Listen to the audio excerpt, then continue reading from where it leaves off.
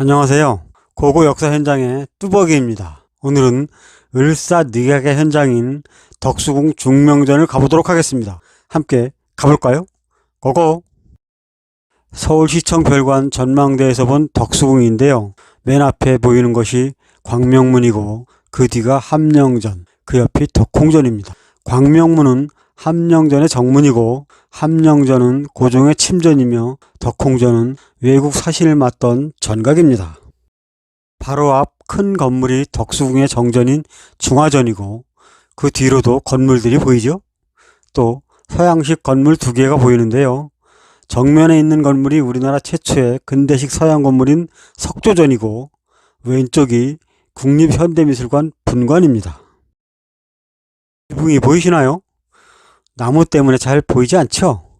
지붕 색깔도 비슷해서 구분이 쉽지 않은 게 사실입니다. 하지만 조금만 신경 쓰고 보면 보입니다. 오늘 만날 덕수궁 중명전 건물입니다.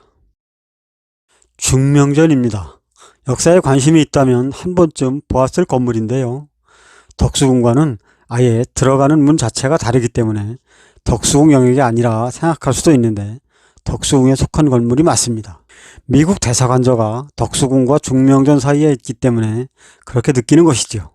미국 대사관저는 원래 민치척 족의 한 명이었던 민치상이라는 자의 땅이었는데 미국과 통상 수호 조약을 맺으면서 영사관이 필요하다 하여 거금을 받고 팔았다고 합니다. 이후 미국 땅이 된 것이죠. 지도 안내판을 보면 중명전 왼쪽으로 예원학교를 포함 하늘색으로 색칠된 곳이 다 덕수궁 영역이었다는 겁니다. 그게 선원전 영역과 덕수궁으로 연결되었던 것이죠. 대한제국 이전 이곳은 외국 선교사들의 숙소로 사용되던 건물이 있었다고 합니다. 덕수궁 영역이 아니었다는 것이죠. 1897년 대한제국이 들어서면서 이 땅을 사들여 황실 도서관인 수호컨을 지었다고 합니다. 그러면서 덕수궁 영역에 포함된 것이죠.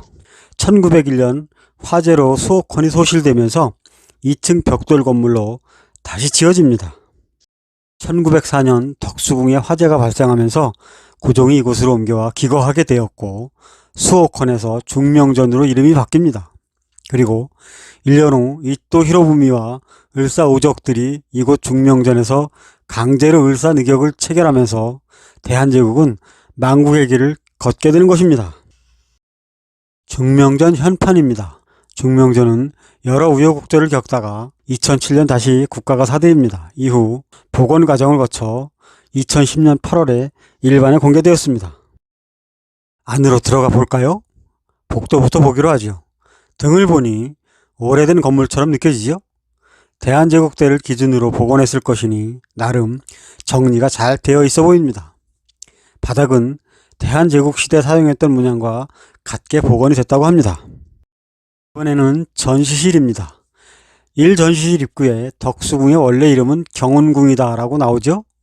처음엔 경운궁이었다가 고종이 퇴위하면서 덕수궁으로 이름이 바뀐 것이죠. 이곳은 덕수궁과 중명전의 역사가 전시되어 있습니다. 공간은 넓지 않지만 덕수궁과 중명전의 역사를 충분히 알 수 있는 곳이죠. 대한제국과 덕수궁의 연표와 역사입니다. 개항부터 대한제국이 문을 닫는 1910년까지의 역사라고 보면 되겠죠. 덕수궁은 이전부터 궁이었지만 대한제국이 탄생하면서 황궁으로 거듭났다고 보면 정확할 것입니다.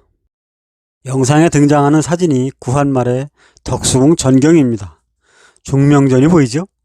중명전 뒤로 러시아 공사관이, 옆으로 미국 공사관이 있습니다. 그 옆으로 덕수궁에 망대가 있었고요. 망대 뒤로는 돈덕전, 그 옆으로는 영국 공사관이 있습니다. 그리고 그 옆으로 2층 건물 구성원이 보이고 앞으로 중화전과 중화문이 보입니다. 이때까지만 해도 덕수궁의 중화전이 경복궁의 근정전 못지않은 중축늑악의 웅장한 건물이었음을 알 수 있습니다. 중명전에 대한 내용이 나옵니다. 중명전의 역사부터 지금까지의 모습에 대해서는 이미 설명했죠? 대한제국의 역사에 대한 평가는 학자들마다 다른 게 사실입니다. 저 역시 비판적인 입장이지만 부끄러운 역사도 우리 역사라는 점에서 복원은 잘한 일이라 생각됩니다. 제2전시실인데요. 바로 을사오적에 의해 늑약이 맺어졌던 현장입니다. 늑약은 무력 또는 강압에 의해 억지로 맺은 조약을 말하는데요.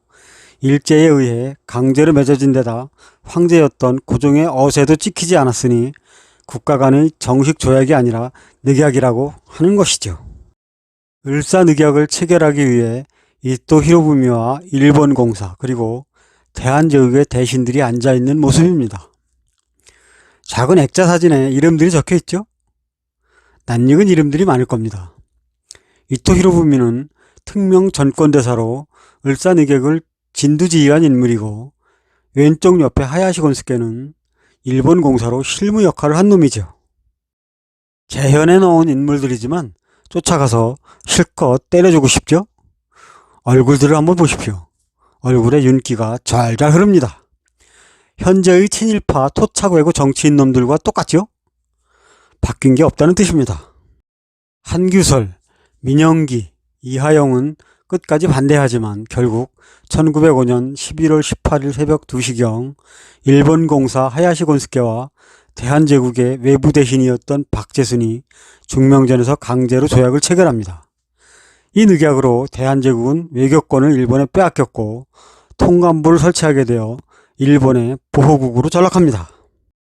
늑약이 체결되기 전 일제는 외왕의 친서를 고종에게 전달하면서 조약 체결을 요구합니다. 고종은 조약이 체결되면 대한제국은 아무 힘도 없는 식물국가가 되니 당연히 반대를 하죠. 고종이 말을 듣지 않자 이토 히로부미는 돈, 벼슬, 훈장까지 약속하며 대신들을 구워 삼습니다. 을사오적은 애초부터 나라보다는 돈과 권력에 더 관심이 많았던 놈들이니 당연히 넘어갑니다. 그런데 왜 을사늑약이 무효라고 하는 걸까요? 가장 큰 이유는 황제인 고종의 어세가 찍히지 않았다는 점입니다. 또 하나는 군대를 동원하고 대신들을 협박하여 문서에 도장을 찍었다는 것입니다. 이는 국제법상 문서로서 효력이 없다는 뜻입니다. 을사늑약문입니다. 당시 문서를 복제한 것인데요. 늑약문은 총 5개조로 이루어져 있는데 핵심적인 내용은 대한제국의 일본 보호국화를 위해 외교권을 빼앗고 통감부와 이사청을 두어 내정을 장악한다는 것입니다. 여기에 일본의 참여 없이는 다른 나라와 어떤 조약도 맺을 수 없으며 황제 아래에 통감부를 두어 외교를 관리한다고 되어 있습니다. 한마디로 대한제국을 식물국가로 만드는 늑약이라고 보면 틀림이 없을 것입니다. 이렇게 시작하여 경찰권, 행정권, 군사권까지 빼앗고 마침내는 1910년 병탄조약을 체결하면서 대한제국은 망국의 길로 접어드는 것이지요. 을사늑약 전후의 대한제국의 상황을 설명해주는 제3전시실입니다. 고종은 1904년 대한제국의 국외중립을 선언하지만 약소국이었던 탓에 무시를 당하죠.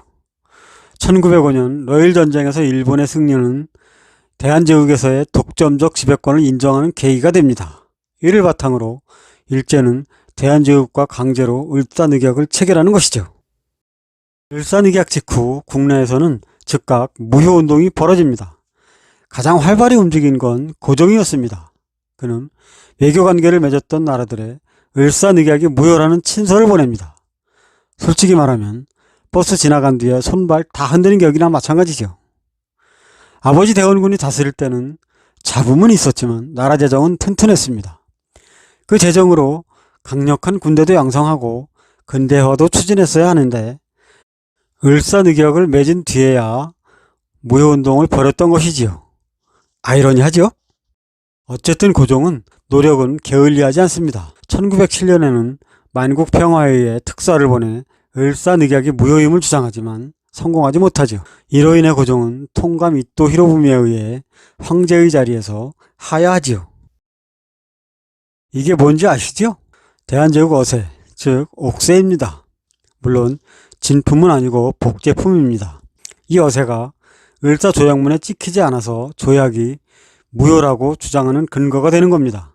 물론 강압에 의한 조약 체결도 문제였지만요. 지금도 마찬가지지만 국가 간 외교 문서나 조약 문서에는 반드시 나라를 대표하는 도장이나 인장을 찍어 주고받습니다. 물론 나라의 수반인 대통령들이나 총리 등이 회담을 하고 문서를 주고받을 때는 사인을 하기도 하지요. 도장이나 같은 역할을 한다고 보면 틀림이 없을 겁니다. 만희당지라는 글씨가 보이죠? 고종의 침전 건물이 있었던 곳으로 현재 건물은 복원하지 않고 터만 남아 있습니다. 중명전은 일제강점기 시절 일제의 덕수궁 축소 계획의 일환으로 외국인에게 임대를 줍니다. 대한제국의 그림자를 지우기 위해서였겠죠? 결국 1960년대까지 중명전은 경성구락부 사격클럽으로 사용되었고 2000년대 초반까지도 건물의 용도와 소유주가 수시로 변경되는 등 시련을 겪었습니다. 그러다가 문화재청이 매입하여 2007년에 덕수궁으로 편입시키면서 복원 절차를 거쳐 현재에 이른 것이지요. 일사늑약의 현장 중명전을 시청해 주셔서 감사합니다. 정보에 도움이 되셨다면 좋아요와 구독으로 힘을 주세요. 감사합니다.